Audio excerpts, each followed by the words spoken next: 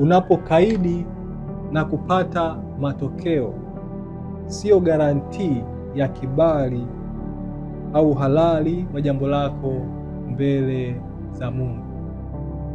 Unapokaidi na kupata matokeo, sio uhalali, sio garantii ya uhalali wa jambo lako mbele za Mungu. Bwana Yesu asifiwe. Kwa unapokaidi mashauri mbalimbali ya kimungu, unapokaidi neno la Bwana, unapokaidi ufunuo wa Mungu ambao umeachiliwa kwenye maisha yako, unapokaidi mashauri ya kimungu yaliyomiminwa kwenye maisha yako, pamoja na kukaidi kwako ukaenda ukapata matokeo, sio garantii ya kwamba umepata kibali au ni halali mbele za Mungu. Bwana Yesu asifiwe sana. Kwa habari ya Adamu, kwa habari ya Eva, tumeona katika ule mstari wa 7, hawa pamoja na kwamba walikaidi, lakini waliona matunda yale tunda la mti wa katikati. Somo mstari wa 7 unasema, wakafumbuliwa macho wote wawili, wakajijua ya kuwa uchi, wakashona majani. Bwana Yesu asifiwe. Kwa hiyo waliona matokeo kweli. Kwa hiyo tunda liwasaidia, macho yao wakafunguka, wakaanza kujua mema, wakaanza kujua mabaya. Bwana Yesu asifiwe sana. Kwa hiyo wako watu ambao wanahesabu kwamba jambo fulani ni sahihi kwa sababu tu limewapa matokeo. Mungu alikwambia usipite huku. Mungu alisema hapana, alikuwekea kablock, tulia. Yuko mtumishi wa Mungu ambaye alikwambia hapana, subiri kidogo. Umesema unataka kuoana na huyo binti, subiri kidogo tuombe. Lakini ukaona kama sio kitu ambacho ni cha kufaa, ukaamua kwenda kufosi kwa njia zako, na unaona michakato inaenda. Bwana Yesu asifiwe. Jambo ambalo Roho Mtakatifu ameniachilia ni kuambia kwamba sio garantii, kwa sababu mambo yanaenda kwa nje, manake kuna kibali cha Mungu nyuma.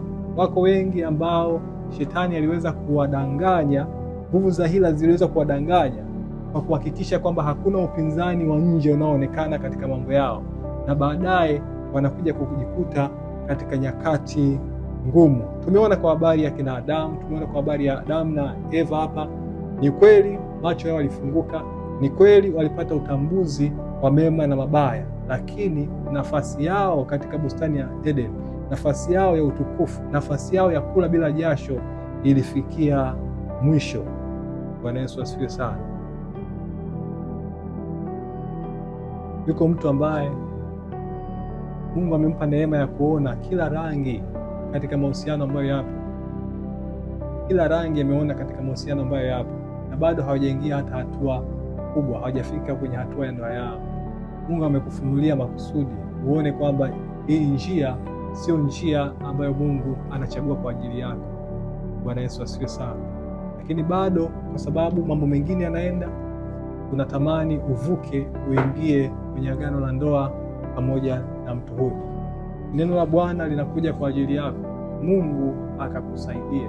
Kama kuna nguvu yoyote ambayo imekaa nyuma, hila yoyote ambayo kazi yake ni kuangusha maisha yako kupitia agano la ndoa lililobebeshwa, lililounganishwa na nguvu za kuzimu, mkono wa Bwana uingilie kati na kukusaidia katika jina la Yesu Kristo.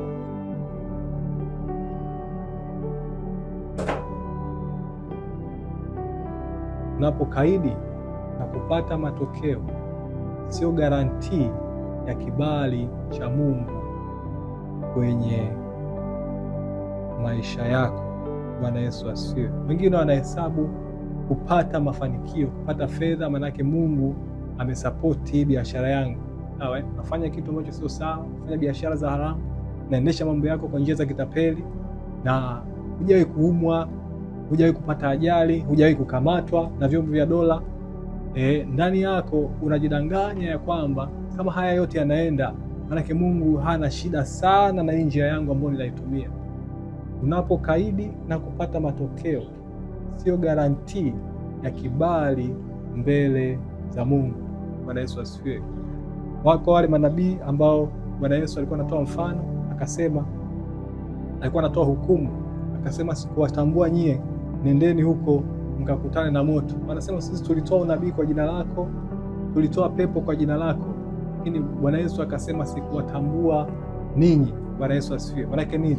Matokeo yetu ya nje siyo garantia kwamba Mungu yuko pamoja na sisi katika kile ambacho tunakifanya. Kwa hiyo ni lazima tuweze kukaa kwa umakini dhidi ya nguvu na mifumo ya hila ambayo inalenga kututoa kwenye nafasi zetu. Na leo Mungu atatusaidia katika jina la Yesu Kristo.